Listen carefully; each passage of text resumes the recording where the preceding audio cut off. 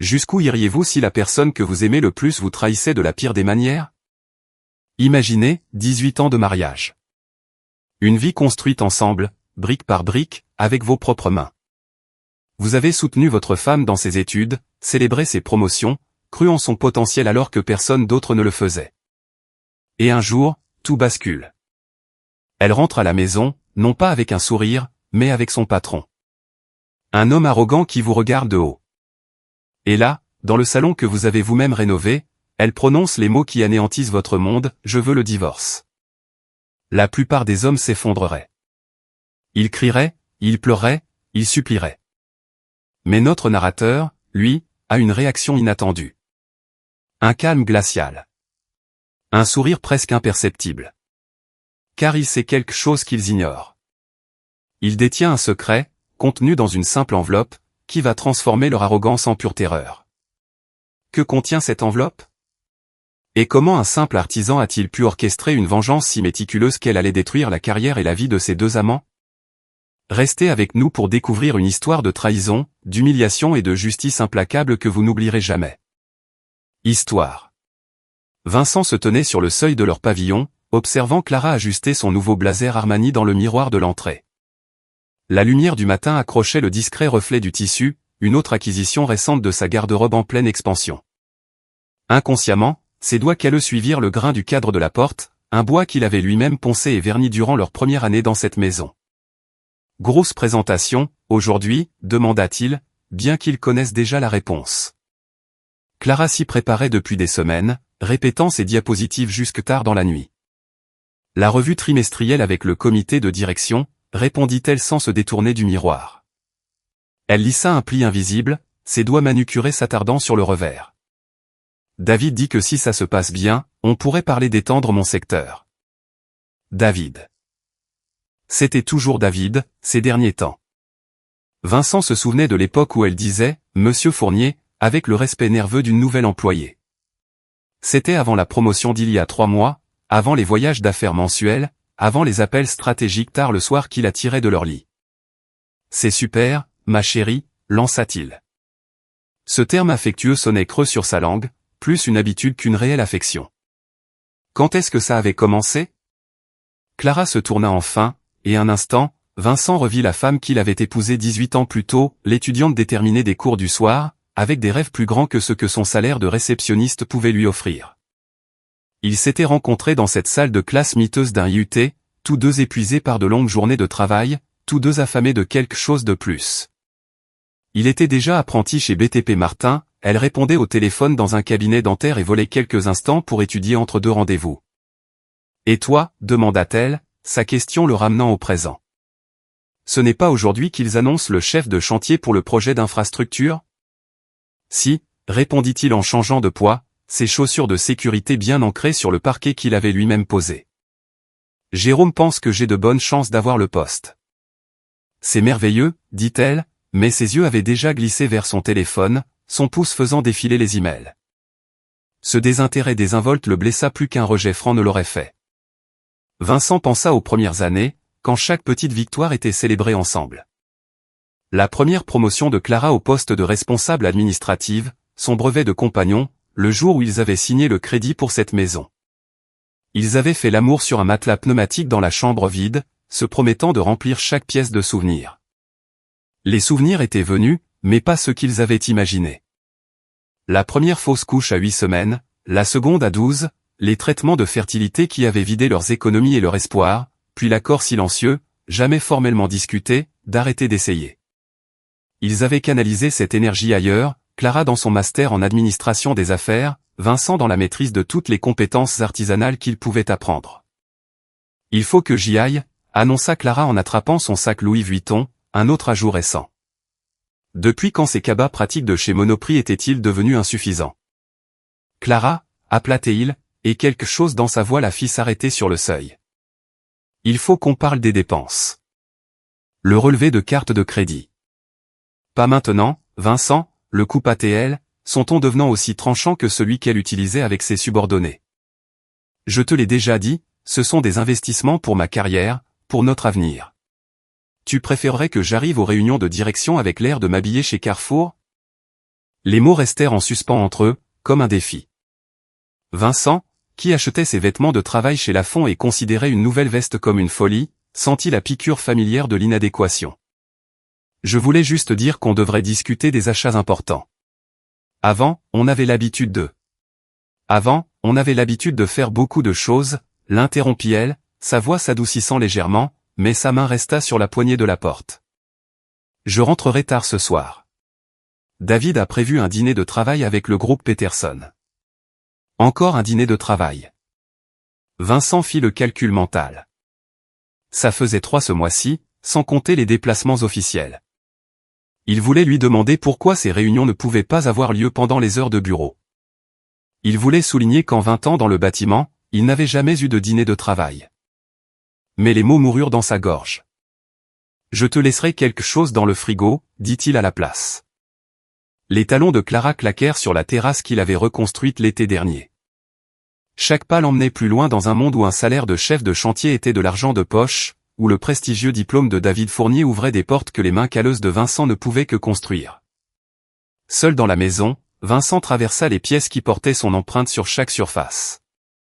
Les placards de la cuisine qu'il avait fabriqués sur mesure selon les spécifications de Clara, la salle de bain qu'il avait recarrelée pendant une canicule brutale, transpirant pour un travail de précision pendant que Clara lui apportait des verres de limonade en louant son souci du détail. Le bureau où elle menait maintenant des appels vidéo tard le soir, derrière une porte fermée. Il s'arrêta devant son bureau. L'ordinateur portable était fermé mais pas éteint. Le léger bourdonnement du ventilateur indiquait qu'elle était encore partie à la hâte. L'économiseur d'écran allait bientôt se déclencher, mais pour l'instant, la dernière fenêtre qu'elle avait consultée restait visible. Un fil de discussion de mais qu'il n'avait pas l'intention de lire, mais qu'il ne put quitter des yeux une fois qu'il vit le nom de David. J'ai hâte d'être à Nice la semaine prochaine. La suite à l'hôtel Martinez a une vue incroyable. On aura tout le temps de revoir la proposition Moreau et de fêter ça comme il se doit. Puis, juste en dessous, la réponse de Clara. J'ai hâte aussi. V ne se doute de rien pour le voyage prolongé. Bisous, c'est son Vincent. Réduit à une initiale, un obstacle à gérer. Son téléphone vibra. C'était Jérôme, qui confirmait qu'il avait obtenu le poste de chef de chantier. 85 000 € par an, la plus grosse somme que Vincent n'ait jamais gagnée. Il avait prévu de surprendre Clara ce soir, peut-être de lui suggérer qu'elle pourrait enfin lever le pied, poursuivre ce rêve d'atelier de poterie dont elle parlait autrefois. Les mots de leur dernière dispute résonnèrent. Si tu ne supportes pas d'avoir une femme ambitieuse, peut-être que tu devrais trouver quelqu'un qui se contentera de faire des gâteaux. Dans son atelier derrière le garage, Vincent passa ses mains sur la bibliothèque qu'il était en train de fabriquer pour leur anniversaire le mois prochain. Du chêne massif, des joints en queue d'aronde, chaque étagère mesurée sur mesure pour les livres de business de Clara. Il avait imaginé son visage en la découvrant, la façon dont elle regardait son travail avec une admiration sincère, autrefois. Maintenant, en fixant le meuble à moitié fini, Vincent se demanda quand l'admiration s'était transformée en tolérance. Quand son savoir-faire était devenu charmant plutôt que précieux, quand les mains douces de David Fournier, qui n'avait jamais tenu un marteau, étaient devenues plus attirantes que ses propres doigts marqués qui avaient construit toute leur vie. Le bois était solide, correctement séché et soigneusement sélectionné. Mais même le meilleur des bois pouvait se déformer dans de mauvaises conditions. Vincent prit son papier de verre, travaillant le grain avec des gestes méthodiques, essayant de ne pas penser au fait que certains dommages étaient bien plus profonds que la surface. Je me disais que c'était juste le stress du travail. Je n'avais aucune idée à quel point je me trompais sur tout. Son expérience dans la construction avait appris à Vincent à lire les signes avant-coureurs, le subtil affaissement d'une fondation, la fissure presque imperceptible qui précédait une défaillance catastrophique. Au cours du mois qui suivit sa promotion au poste de chef de chantier, il se surprit à appliquer le même œil de diagnostic à son mariage, cataloguant les anomalies comme il avait l'habitude d'examiner des plans. Le premier véritable signal d'alarme arriva, enveloppé dans de la soie italienne. Clara revint de son voyage à Nice avec un foulard Hermès qui coûtait probablement plus que leur budget de course mensuel. Cadeau du séminaire, expliqua-t-elle en le drapant autour de ses épaules avec une élégance étudiée. Ils ont vraiment mis les petits plats dans les grands pour les intervenants principaux. Vincent connaissait les séminaires du BTP. Les cadeaux étaient généralement des polos et des clés USB à l'effigie de la marque, peut-être une bonne veste si on avait de la chance. Mais il hocha la tête, archivant l'information comme une mesure qui ne correspondait pas tout à fait au plan. C'était bien, Nice, s'aventura-t-il, s'installant dans son fauteuil pendant qu'elle défaisait sa valise. On pourrait peut-être y aller ensemble un de ces jours. Voir la promenade des Anglais. Les mains de Clara s'immobilisèrent un très court instant.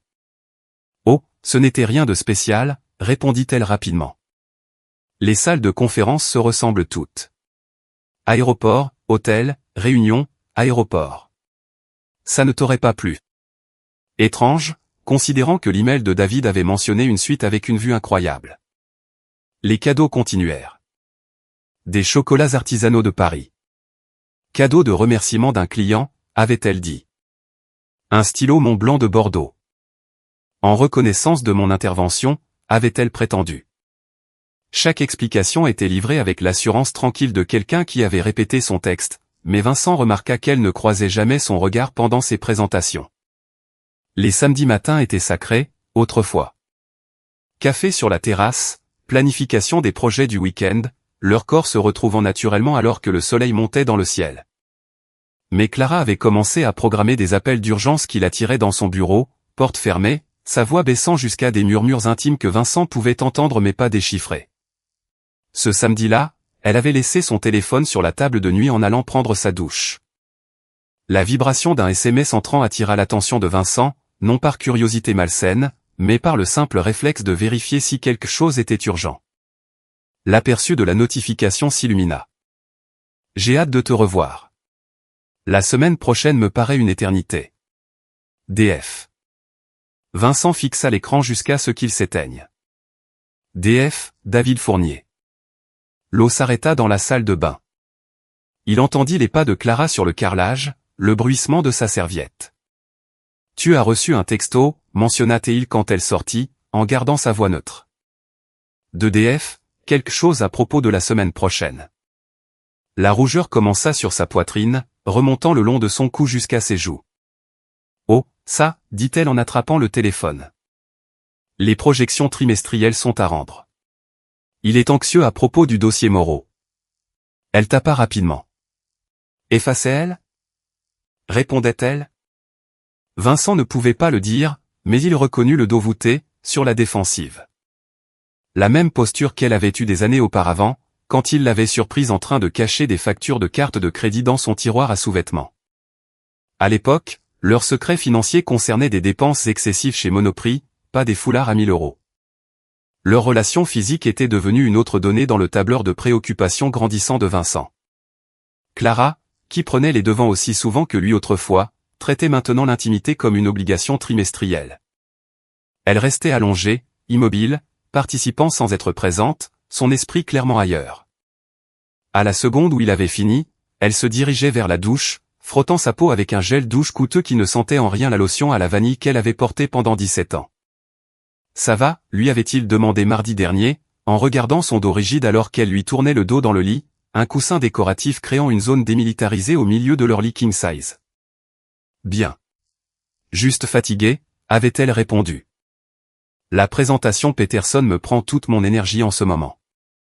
Toujours une présentation, toujours une date limite, toujours David qui avait besoin de quelque chose que, apparemment, seule Clara pouvait fournir. Le barbecue du quartier aurait dû être un terrain neutre. Vincent retournait les saucisses pendant que Clara se mêlait aux invités, sa nouvelle robe d'été de créateur attirant les compliments des autres épouses. Il la regarda rire aux blagues de Thomas Dubois, remarqua comment elle touchait le bras de Linda en admirant son bracelet. Une chorégraphie sociale qu'elle avait apprise dans son monde professionnel, des gestes qui semblaient à la fois naturels et joués. Puis son téléphone sonna. Elle jeta un coup d'œil à l'écran et tout son comportement changea. Le sourire de circonstance devint authentique, son langage corporel se détendit alors qu'elle s'éloignait de la foule, cherchant l'intimité derrière leur abri de jardin.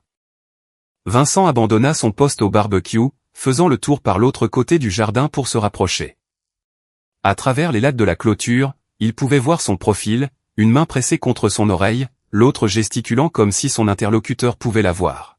« Tu me manques aussi », dit-elle, sa voix prenant cette qualité rauque qu'elle réservait autrefois à leurs moments intimes. Non, il ne se doute de rien. Une pause, puis un rire léger. Oui, je fais attention. Le truc avec Peterson est la couverture parfaite. La poitrine de Vincent se serra. Il recula, retournant au barbecue où Thomas était en train de piquer les merguez avec une autorité inquiète. « Tout va bien, Vincent ? On dirait que t'as vu un fantôme, remarqua Thomas. Juste la fumée, réussit à dire Vincent, clignant des yeux. Le vent avait tourné. Quand Clara revint, glissant son téléphone dans sa poche avec une désinvolture étudiée, elle l'embrassa sur la joue, une performance pour les voisins. C'était ma sœur, annonça TL. Maman fait encore une de ses crises. Vincent savait que la mère de Clara était morte depuis 3 ans. Le mensonge était si audacieux, si inutile, qu'il lui coupa le souffle. Elle aurait pu dire que c'était le travail, elle aurait pu maintenir la fiction qui les maintenait tous les deux dans un certain confort. Au lieu de ça, elle avait choisi un mensonge qui supposait sa stupidité, qui comptait sur le fait qu'il ne se souviendrait pas de la femme aux funérailles de laquelle ils avaient assisté ensemble, dont Clara avait prononcé l'éloge funèbre avec des larmes coulant sur son visage. Le relevé de carte de crédit arriva le jeudi suivant, glissé dans un dossier du groupe Fournier que Clara avait laissé sur le comptoir de la cuisine. Vincent ne le cherchait pas. Il cherchait les papiers de garantie de leur lave-vaisselle, mais le logo Visa attira son œil. Les dépenses se lisaient comme une carte de la tromperie. Le restaurant Le Méridien apparaissait 2 fois, les 2 fois des soirs où Clara avait prétendu travailler tard au bureau, mangeant un plat à emporter devant son ordinateur. Le ticket indiquait des dîners pour 2, de l'entrée au dessert, des bouteilles de vin qui coûtaient plus que ce que Vincent dépensait en courses en une semaine. Les eurodatage correspondaient parfaitement à ces SMS d'heures supplémentaires d'urgence. Il y avait d'autres frais aussi, un spa en plein milieu d'un mercredi où elle était censée être en réunion non-stop, un achat dans une bijouterie qui ne correspondait à aucun cadeau qu'il avait reçu. Des frais de chambre d'hôtel dans la ville alors qu'elle était prétendument à un séminaire à Bordeaux. Vincent photographia chaque page avec son téléphone, sa main stable malgré le tremblement dans sa poitrine. Il remit le relevé exactement à la position où il l'avait trouvé, incliné juste comme il faut, la trace de la tasse de café de Clara tachant le coin supérieur. Ce soir-là, Clara travailla de nouveau tard. Vincent était assis dans son atelier, fixant les photos sur son téléphone, chaque dépense étant une fissure de plus dans les fondations de leur mariage. Il pensa à la confronter, imagina la scène, accusation, dénégation, larmes, promesses. Mais Vincent avait appris de la construction qu'on ne commence pas la démolition avant d'avoir compris toute l'étendue des dégâts. Il avait besoin d'aide, une aide professionnelle, le genre qui venait avec des documents et des preuves qui tiendraient la route lorsque la structure s'effondrerait finalement. Je savais que j'avais sous les yeux la preuve de la trahison de ma femme. Ce que j'ignorais, c'était à quel point la situation allait empirer. Vincent aborda la trahison comme un projet de construction. Évaluer les dégâts, identifier les outils nécessaires, créer un plan, exécuter avec précision. Il passait ses pauses déjeuner à chercher des détectives privés sur son téléphone, assis dans sa camionnette devant les chantiers, en prenant soin d'effacer son historique de navigation par la suite. Le secteur de la construction lui avait appris la valeur des références. On n'engage pas un sous-traitant sur la base de sa publicité dans les pages jaunes. On se renseigne, on vérifie ses travaux précédents, on s'assure qu'il peut livrer ce qu'il promet. Les détectives privés, découvrit-il, fonctionnaient sur les mêmes principes. Elias Moreau était recommandé par 3 forums en ligne différents pour les hommes confrontés à l'infidélité. Son bureau occupait le 2e étage au-dessus d'un pressing, un emplacement qui suggérait la discrétion plutôt que le tape à accent grave-l'œil. Vincent monta les escaliers étroits un mardi après-midi, après avoir dit à Jérôme qu'il avait un rendez-vous chez le dentiste. Moreau ressemblait à un homme qui avait passé des décennies à observer sans être observé, taille moyenne, corpulence moyenne, des traits passe-partout qui se fondraient dans n'importe quelle foule. Sa poignée de main était ferme, ses yeux vifs derrière des lunettes à monture métallique. Le bâtiment, demanda Moreau en remarquant la veste de travail et les chaussures de sécurité de Vincent. 20 ans, confirma Vincent. Bien. Vous comprenez la documentation. Monter un dossier, c'est comme construire une maison. Tout doit être d'équerre et de niveau, sinon tout s'écroule au tribunal, répondit Moreau avec une compréhension professionnelle. Vincent exposa ses preuves, les relevés de carte de crédit, l'aperçu du SMS, l'appel téléphonique surpris. Moreau prit des notes sur un bloc-notes, demandant occasionnellement des éclaircissements. Les voyages d'affaires avec le patron, c'est votre preuve irréfutable, observa Moreau en posant son stylo. Les hôtels gardent des registres, les caméras de sécurité enregistrent tout. Les histoires locales sont plus difficiles à prouver, mais pas impossibles. Il se pencha en arrière dans son fauteuil. Une enquête complète coûte 3 000 €, la moitié d'avance, l'autre moitié à la livraison du rapport. Ça prend généralement 3 à 4 semaines. 3 000 €. Vincent les avait, grâce à sa promotion et à des années d'épargne prudente. Clara gérait leurs comptes principaux, mais Vincent avait toujours gardé un fonds séparé pour ses outils et son équipement, de l'argent qu'elle considérait comme le sien à gaspiller dans des jouets pour garçons. « Et qu'est-ce que j'obtiens exactement pour ça ?» demanda Vincent. « Surveillance complète lors du prochain voyage d'affaires, preuves photographiques si possible, documentation des rencontres locales, analyse financière si vous pouvez fournir l'accès au registre, et un rapport qui tiendra devant un tribunal », expliqua Moreau. « Je suis un enquêteur agréé. Mon témoignage est recevable, et mes preuves n'ont jamais été rejetées. » Vincent signa le chèque depuis son compte d'équipement. Moreau lui donna un reçu et un téléphone prépayé. « Appelez-moi uniquement sur ce numéro », ordonna Moreau. « Votre téléphone habituel pourrait être compromis. Ces infidèles deviennent paranoïaques, installent parfois des applications de suivi. Je vous enverrai des mises à jour par SMS dès que j'en aurai. » Pendant que Moreau travaillait, Vincent commença ses propres préparatifs. Il ouvrit un nouveau compte courant dans une banque différente, y transférant lentement de l'argent par petites sommes, 200 € par-ci, 300 € par-là, des montants qui ressemblaient à des retraits d'espèces pour du matériel ou des outils. Clara ne remettait jamais en question les dépenses de construction. Il se renseigna sur le droit du divorce pendant ses pauses au travail, assis dans sa camionnette avec son téléphone, apprenant des termes comme « prestations compensatoires » et « biens matrimoniaux ». La loi française reconnaissait toujours l'adultère comme une faute dans le divorce, ce qui pouvait affecter la répartition des biens et la pension. L'époux trahi avait des avantages, mais seulement avec des preuves. Rebecca Chevalier lui fut recommandée par son chef de chantier, Jérôme, qui avait traversé un divorce difficile 5 ans auparavant. « C'est un requin », avait dit Jérôme avec admiration. « Elle a démonté mon ex pièce par pièce quand on l'a surprise avec le pisciniste. » Vincent rencontra Maître Chevalier à son cabinet après le travail, toujours dans ses vêtements de chantier. Elle ne parut pas dérangée par la sueur sur ses chaussures ou la poussière de béton sur son jean. « Racontez-moi tout », dit-elle, et Vincent le fit. Chevalier prit des notes, posant de temps en temps des questions pointues. Quand il mentionna le détective privé, elle hocha la tête en signe d'approbation. « Moreau est bon. Ces rapports sont en béton armé », confirma-t-elle. « Une fois que nous aurons ça, nous pourrons lancer la procédure immédiatement. L'effet de surprise est crucial, il les empêche de cacher des actifs ou de construire des contre-récits. Et la maison? Vous l'avez rénovée vous-même? Vous avez les factures? Avant ou après le mariage, sans qui elle? Après, mais j'ai fait tous les travaux. J'ai des photos de tout, les permis, les factures, répondit-il. Bien. Cela renforce votre position. L'adultère aide aussi.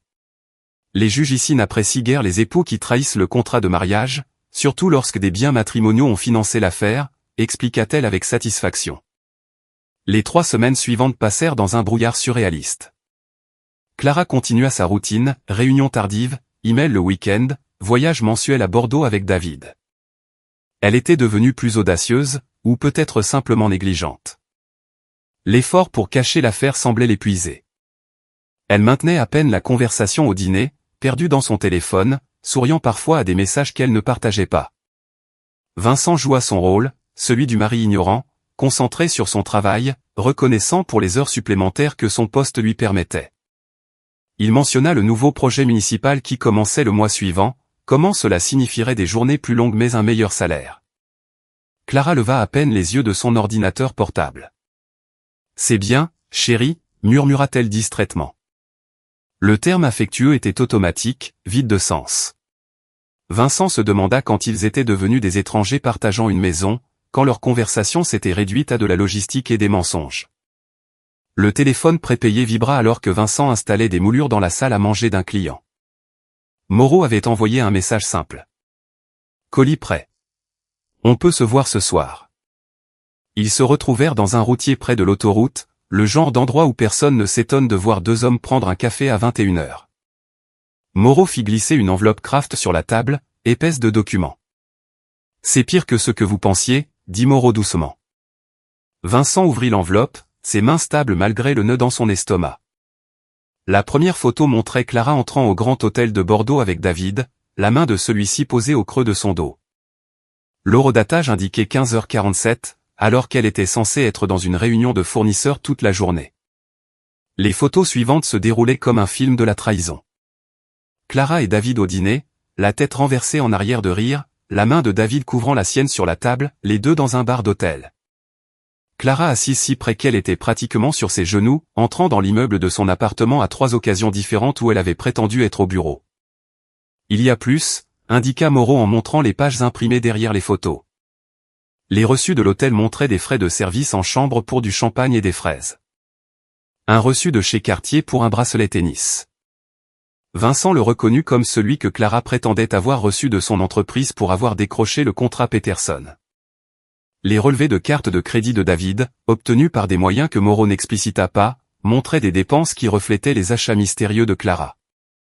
La preuve la plus accablante venait de la propre négligence de David. Son compte Instagram, en mode public, présentait des photos de voyages d'affaires qui capturaient par inadvertance le reflet de Clara dans les fenêtres, son sac à main distinctif sur les tables de restaurant, ses chaussures visibles sous une table d'hôtel. Sur une photo d'une conférence à Marseille, David avait posté une photo de lever de soleil sur la plage avec la légende « Matinée parfaite ». Les empreintes de pas de Clara étaient clairement visibles dans le sable à côté des siennes. Il y a autre chose, ajouta Moreau en sortant un dernier document. David Fournier est marié. Vincent sentit l'air lui manquer. Le document était un faire-part de mariage datant de 8 ans, David Fournier et Patricia Moreau, fille du juge Harold Moreau. 2 enfants, une maison à Neuilly-sur-Seine, la parfaite famille de la haute bourgeoisie. Sa femme est au courant, demanda Vincent. Inconnu. Mais elle a plus à perdre que vous, répondit Moreau. Le juge Moreau est de la vieille école, valeurs familiales, droiture morale. Cela détruirait la réputation de David dans ses cercles.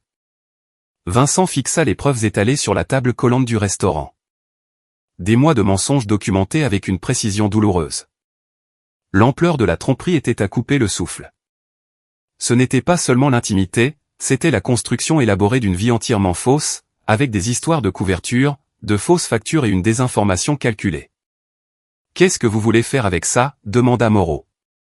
Vincent rassembla soigneusement les documents, les remettant dans l'enveloppe.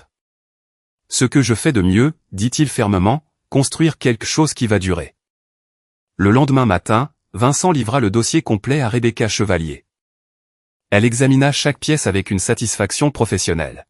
« C'est gagné d'avance, monsieur Rodriguez, déclara-t-elle. Avec ces preuves, nous pouvons protéger vos biens, potentiellement réclamer des dommages et intérêts pour préjudice moral, et nous assurer qu'elle ne verra pas un centime de prestation compensatoire. Quand voulez-vous déposer la demande ? Vincent pensa à la bibliothèque dans son atelier, toujours inachevée. À 18 ans de mariage réduit à des photos de surveillance et des reçus de cartes de crédit. Aux mains douces de David Fournier sur le corps de sa femme. Préparez tout, ordonna-t-il. Mais c'est moi qui vous dirai quand déposer. Je veux choisir mon moment. Maître Chevalier sourit, reconnaissant la fureur calme dans sa voix. La meilleure vengeance est un plat qui se mange avec une documentation en bonne et due forme, acquiesça-t-elle. Nous serons prêts quand vous le serez. J'avais tout ce qu'il fallait pour la détruire.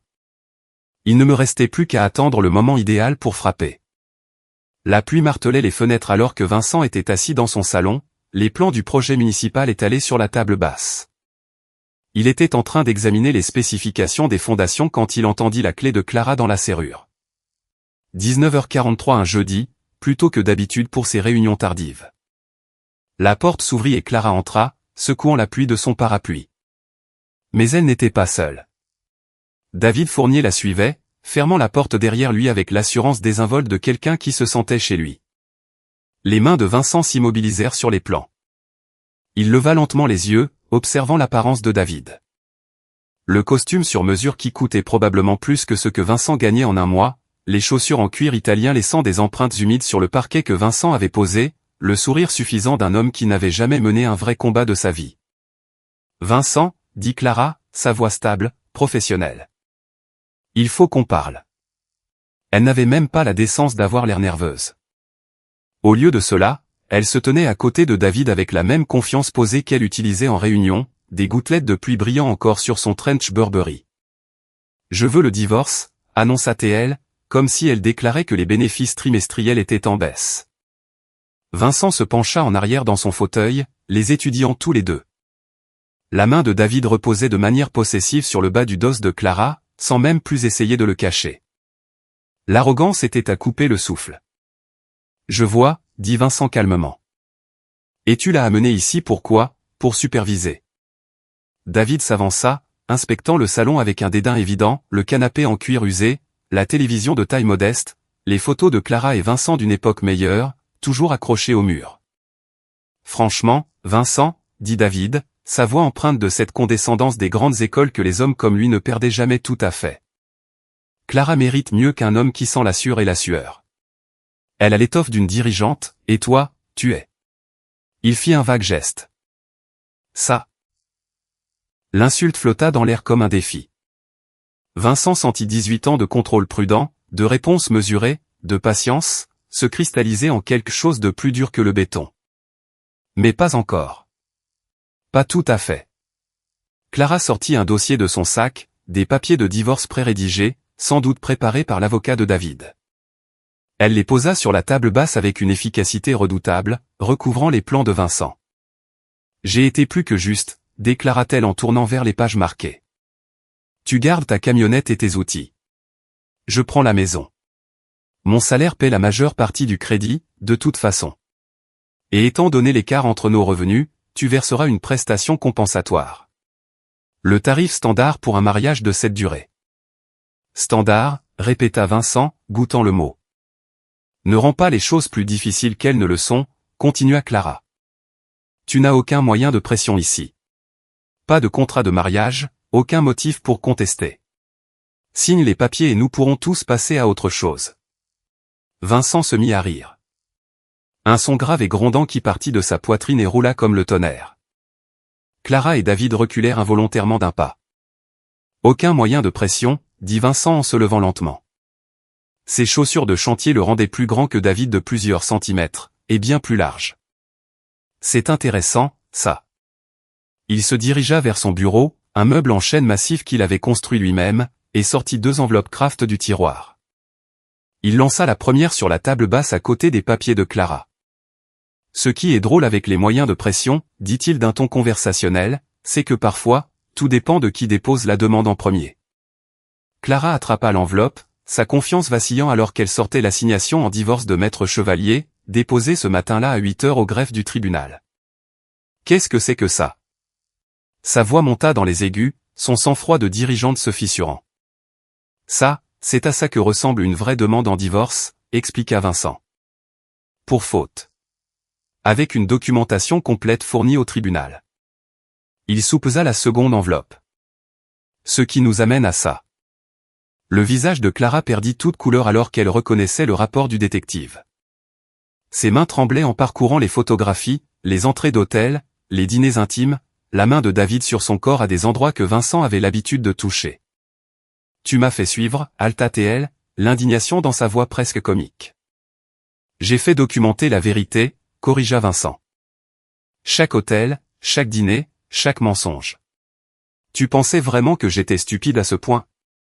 Que je ne remarquerais pas les dépenses, les cadeaux, les voyages d'affaires soudains. » David essaya de se diriger discrètement vers la porte, mais Vincent se déplaça, bloquant son chemin avec l'autorité tranquille d'un homme qui avait passé 20 ans à déplacer des objets lourds. « Tu vas quelque part, David ?» demanda Vincent, sa voix dangereusement calme. « On n'a pas fini, ici. »« C'est entre toi et Clara », commença David. « Non », l'interrompit Vincent en s'approchant. Assez près pour que David puisse probablement sentir cette honnête sueur dont il s'était moqué quelques instants plus tôt. « Tu es entré dans ma maison. Tu as. Ma femme. Tu as insulté mon travail, ma vie, tout ce que j'ai construit de ses mains. » Il leva ses paumes calleuses, marquées par des décennies de labeur. « Alors si, c'est très personnel entre nous. Le coup est parti de nulle part. Ou du moins, c'est ce qu'on aurait pu croire si on ne savait pas lire le langage corporel de Vincent. 20 ans à manier des marteaux lui avaient donné une économie de mouvement parfaite. Son crochet du droit a percuté la mâchoire de David. Le bruit a claqué, sec, comme une planche de bois qui se brise. David s'est effondré lourdement, son costume coûteux n'offrant aucune protection contre les lois de la physique. Il a tenté de se relever, et Vincent l'a aidé d'un crochet au ventre, ramolli par trop de dîners d'affaires. David s'est de nouveau écroulé, vomissant sur le parquet, sa dignité s'étalant autour de lui comme l'eau de pluie. « Vincent, arrête !» hurla Clara, tombant à genoux à côté de David. « Je vais appeler la police. »« Vas-y !» répondit Vincent en sortant son téléphone pour lui montrer l'application d'enregistrement qui tournait depuis leur arrivée. « J'ai ton petit ami enregistré en train de m'insulter chez moi, annonçant votre liaison. Je ne fais que me défendre contre un intrus venu me menacer. » Le visage de Clara passa par toute une gamme d'émotions. La rage. La peur. Le désespoir. Et enfin, celle que Vincent attendait. La défaite. « S'il te plaît, supplia-t-elle. Sa voix était faible, maintenant. Rien à voir avec la dirigeante qui était entrée 10 minutes plus tôt. On peut arranger ça. Une thérapie de couple. J'ai fait une erreur. Non, dit Vincent fermement. Sa voix aussi solide que du béton de fondation. Une erreur, c'est d'oublier un anniversaire. Ça, c'était un choix. Des centaines de choix, chaque jour, pendant des mois. David gémit sur le sol, essayant de s'asseoir. Son nez saignait. Des gouttes pourpres tachaient sa chemise blanche comme des marqueurs de scène de crime. Il y a plus, continua Vincent, d'un ton presque désinvolte. J'ai envoyé des copies de tout au groupe Fournier ce matin. Au RH, au service juridique, et à l'ensemble du conseil d'administration. Il paraît que l'utilisation des fonds de l'entreprise pour des voyages personnels est un motif de licenciement. Qui l'eût cru? Le visage de Clara devint livide. Tu n'as pas fait ça, murmura-t-elle. Vérifie tes emails, suggéra Théil. Elle chercha son téléphone en tâtonnant, les doigts tremblants. Vincent observa son visage se décomposer alors qu'elle lisait la réponse automatique des RH accusant réception de sa plainte. Oh, et David? Vincent se tourna vers l'homme qui se débattait toujours sur son sol. Ta femme, Patricia, en a reçu une copie aussi. Envoyez en recommandé à votre domicile de Neuilly. Ça devrait arriver demain, si ce n'est pas déjà fait. Les yeux de David s'écarquillèrent de pure terreur. Patricia ne. Tu ne peux pas, balbutia Théil. Je peux, et je l'ai fait, déclara Vincent. La fille du juge Moreau, n'est-ce pas? Je parie qu'elle a d'excellents avocats. Ils sont probablement déjà en train de geler tes comptes. Vincent se dirigea vers la porte d'entrée. Il l'ouvrit en grand malgré la pluie. Dehors. Sortez de ma maison. Tous les deux, ordonna-t-il. Clara se releva sur des jambes tremblantes, son mascara coulant en traînées noires sur ses joues. Vincent, s'il te plaît. 18 ans, commença Théil. Ça ne signifiait rien pour toi, la coupa Théil. Tu as tout détruit pourquoi? De meilleurs restaurants? Un bureau d'angle? Un homme aux mains douces qui ne saurait même pas construire un nichoir si sa vie en dépendait? Elle aida David à se relever. Son poids s'affaissa sur ses épaules vêtues de haute couture. Sur le seuil, elle se retourna une dernière fois. Je suis censé aller où? Demanda-t-elle désespérément. Vincent haussa les épaules. David a probablement un bel appartement. Ah, attends. Les avocats de sa femme sont sûrement déjà en train de changer les serrures. Tu ferais mieux d'appeler ta sœur, tu sais, celle dont la mère fait des crises 3 ans après sa mort. La référence à son mensonge du barbecue fit mouche. Clara tressaillit, réalisant à quel point Vincent avait su, depuis combien de temps il planifiait ce moment. Tes affaires seront sur le trottoir demain, ajouta-t-il. Prends-les, ou elles partent chez Emmaüs. Il leur ferma la porte au nez, écoutant leur pas chancelant sur la terrasse qu'il avait construite. Les portières de la voiture qui claquent, le moteur qui démarre. À travers la fenêtre, il regarda la BMW de David s'éloigner, ses feux arrière disparaissant dans la pluie. Vincent regarda son salon. Leur salon, autrefois. La table basse contenait toujours 2 jeux de papier de divorce. Il prit la version de Clara, avec ses exigences de prestations compensatoires et de la maison, et la jeta dans la cheminée, regardant les mensonges juridiques se transformer en cendres. Demain, il y aurait des avocats, des médiateurs et de la paperasse. Mais ce soir, Vincent Rodriguez se tenait dans la maison qu'il avait bâtie, sur les fondations qu'il avait coulées, entouré par le travail de ses mains calleuses. Pour la première fois depuis des mois, il se sentait chez lui. Je pensais que voir son visage se décomposer serait la fin de l'histoire. Mais la vraie justice ne faisait que commencer.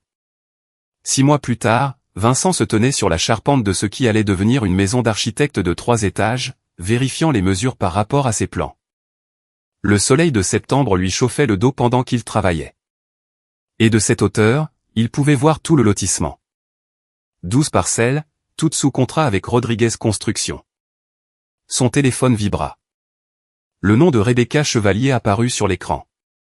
Le divorce est finalisé, annonça TL sans préambule. Signé par le juge ce matin. Vincent posa son niveau, prenant un moment pour absorber la nouvelle. Les termes, demanda-t-il.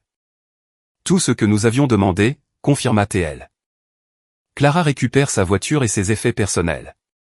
Vous gardez la maison, tous les comptes épargne-retraite, et elle vous verse 30 000 € de dommages et intérêts pour préjudice moral.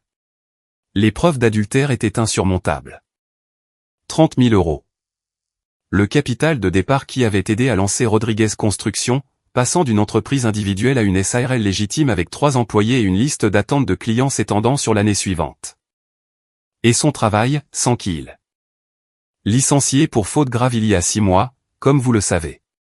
Pas d'indemnité, pas de référence, lui rappela Maître Chevalier. Aux dernières nouvelles, elle travaille dans un petit cabinet comptable en banlieue. Elle gagne environ 40 000 € par an. Moins de la moitié de son salaire chez Groupe Fournier. Vincent n'en tira aucune satisfaction. Juste la reconnaissance creuse des conséquences rencontrant les actions. Après avoir terminé l'appel, Vincent descendit de l'échelle et retrouva son équipe qui se rassemblait pour le déjeuner. Thomas et Miguel, des charpentiers qualifiés qu'il avait débauchés de son ancienne entreprise avec un meilleur salaire et une participation aux bénéfices.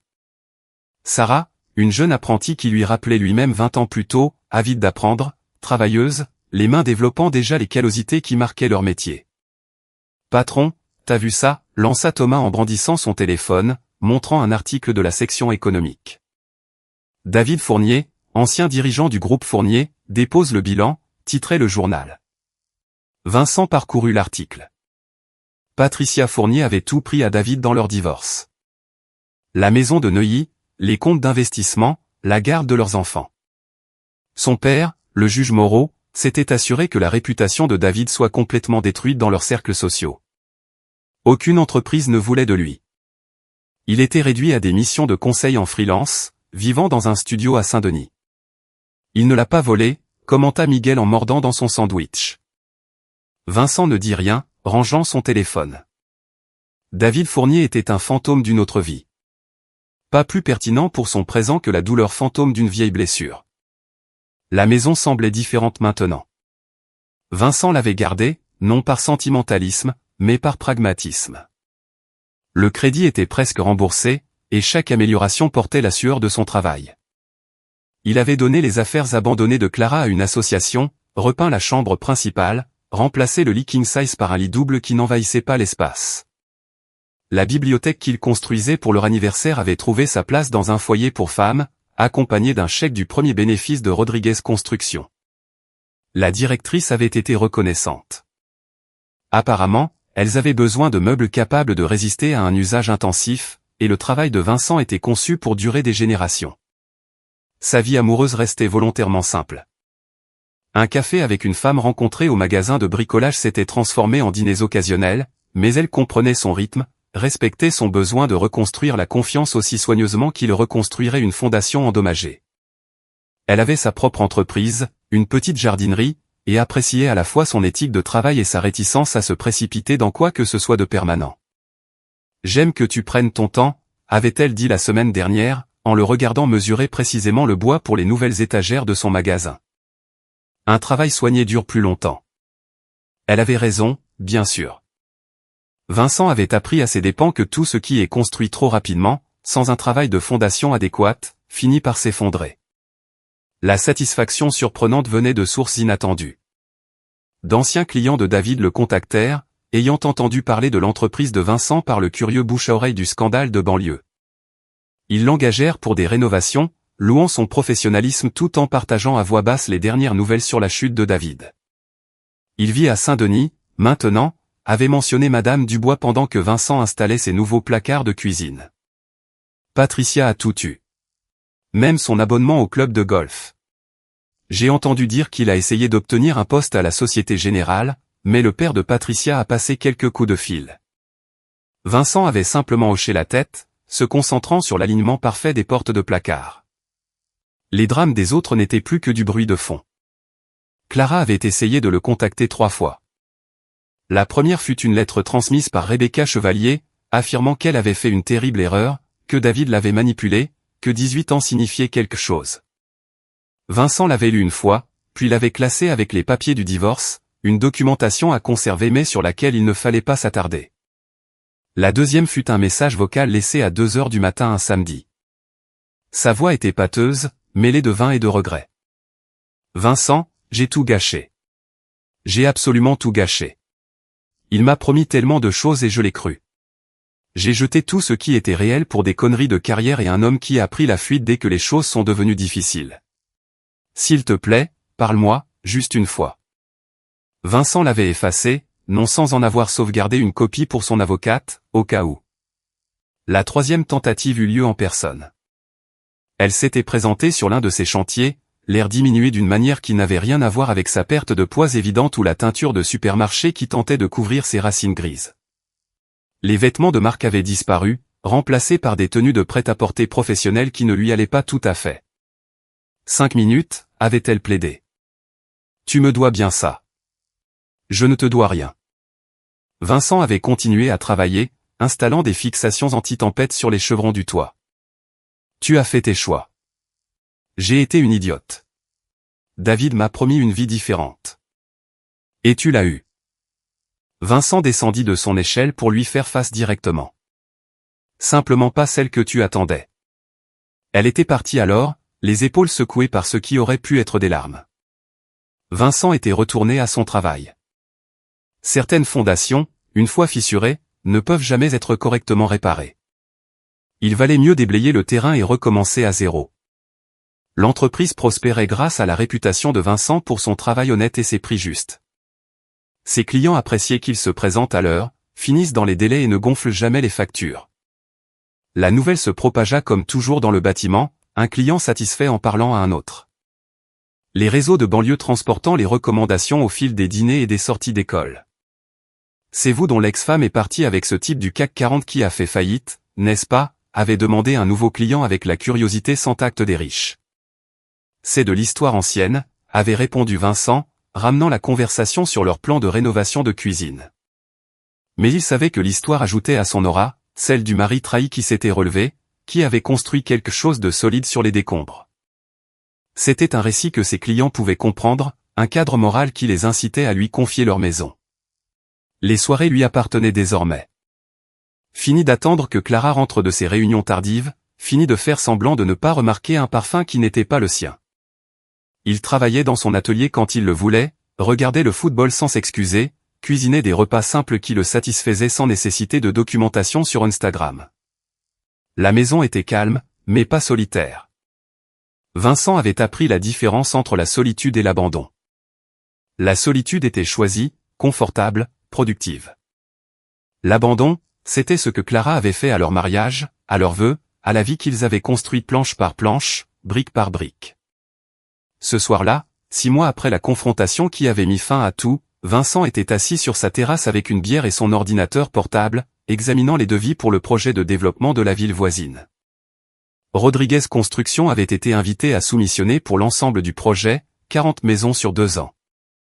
Cela signifierait embaucher plus d'équipes, acheter du meilleur équipement, peut-être même ouvrir un vrai bureau au lieu de tout gérer depuis la table de sa cuisine. Son téléphone vibra. Un SMS de la femme de la jardinerie, à propos du dîner de samedi, chez elle, elle allait tenter une recette italienne. Je te préviens, avait-elle écrit. Ma cuisine n'est pas tout à fait digne d'un restaurant. Je préfère la cuisine maison, répondit Vincent, et il le pensait. Le soleil se couchait sur son quartier, peignant le ciel de nuances d'ambre et de rose. D'autres familles s'installaient dans leur routine du soir, les enfants rappelés à l'intérieur, les barbecues s'allumant pour le dîner, des couples promenant leurs chiens le long du trottoir qu'il avait aidé à couler 3 étés plus tôt. Vincent pensait parfois à Clara, se demandant si elle était heureuse dans sa vie diminuée, si elle avait trouvé ce qu'elle cherchait dans les salles de conférence et l'ascension professionnelle. Il pensait aussi à David. L'imaginait dans son studio, mangeant seul un plat à emporter, se demandant comment il avait tout perdu face à un homme qui sentait la sueur et la sueur. Mais la plupart du temps, Vincent pensait à demain.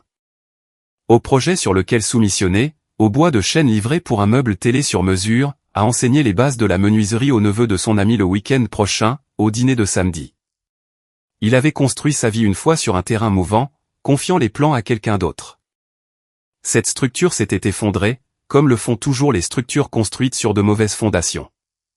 Mais un artisan qualifié peut toujours reconstruire, mieux cette fois, sur un terrain qu'il a testé lui-même, avec des matériaux de confiance, créant quelque chose qui durera. La lumière de la terrasse s'alluma automatiquement, répondant au crépuscule grandissant. Vincent ferma son ordinateur portable et rentra dans sa maison calme et honnête. Demain serait une autre journée de bon travail, d'argent propre et de la satisfaction de créer quelque chose de solide dans un monde plein de façades. Certaines fondations, une fois fissurées, ne peuvent jamais être correctement réparées. Mais un artisan qualifié peut toujours construire quelque chose de mieux à partir de zéro. Et Vincent Rodriguez était un artisan très qualifié. Conclusion et appel à l'action. Et voilà, nous arrivons à la fin de l'histoire d'aujourd'hui. Qu'en avez-vous pensé? Est-ce que la vengeance de Vincent vous a surpris, ou l'aviez-vous vu venir? Je suis curieux de lire vos avis. Partagez vos impressions dans les commentaires juste en dessous, j'ai hâte de lancer la discussion avec vous. Si cette histoire vous a tenu en haleine jusqu'au bout, n'oubliez pas de laisser un pouce bleu, ça aide énormément la chaîne à se faire connaître. Et si vous êtes nouveau ici ou que vous n'êtes pas encore abonné, c'est le moment idéal pour rejoindre notre communauté. Je vous propose de nouvelles histoires captivantes chaque jour, alors cliquez sur le bouton s'abonner et activez la cloche des notifications pour ne jamais rien manquer. Merci beaucoup pour votre écoute, et je vous dis à très bientôt pour la prochaine vidéo.